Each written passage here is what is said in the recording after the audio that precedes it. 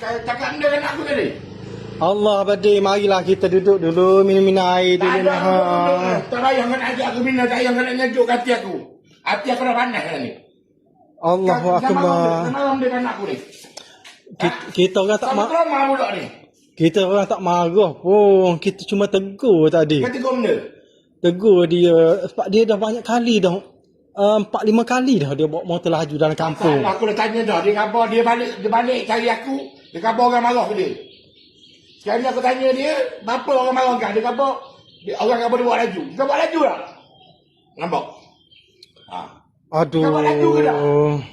Adik kena cakap betul-betul adik. Ni pakcik dengan pakcik ni tadi ni Tadi kita ada kat bawah, jangan ambil, nak ambil.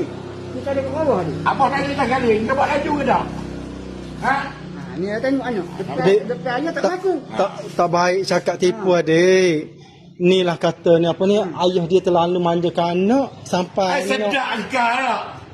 Dah anak aku, mestilah aku manja. tak, Anak aku ni, cuba nak kau manja ke tak? tak boleh lah pak. Ni abadi dia bawa motor laju, langgar-langgar anak orang apa semua. Lepas tu takut dia terbabah jatuh ke apa ke Tak ada, dia dah pandai dah. Aku dah ajar dah dia bawa motor. Tak ada langgar-langgar orang ni. Dia bawa slow je motor, betul bang? Ha. Hari tu saya nampak dia wilit, dia angkat motor gitu. Tak ada. Anak aku bawa molek motor rumah. Kalau kita tanya orang campur tu memang molek je. Tak ada apa. Kau tak payah campur dah, tak payah campur. Ni aku dengan dia makan aku. Kita ada bawah tadi. Depan apa? Dia cakap kilo. Betul Tak ada. Abang, kita ni hidup bermasyarakat, hidup berjiran, kenalah kita saling tegur menegur, nasihat Memang menasihati. tegur-negur. Partner ni semua orang pandai tegur. Tu, kalau puyuk nasi rumah aku tak berasak, ada orang nak tegur. Ada orang ambil tahu. Tak ada je.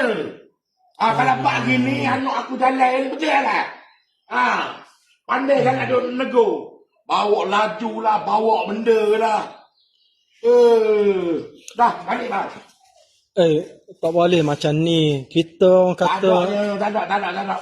Allah, teruk betul balik lah. orang sini. Langsung kita tak boleh nak tegur. Ada orang marah lagi nak. Sepok motor dia. Kau tahu tak? Tadi aku orang gini. Tak boleh tegur langsung. Tadi aku tak boleh orang gini. Aku angin. Kita tegur secara baik itu bukannya kita marah-marah pun.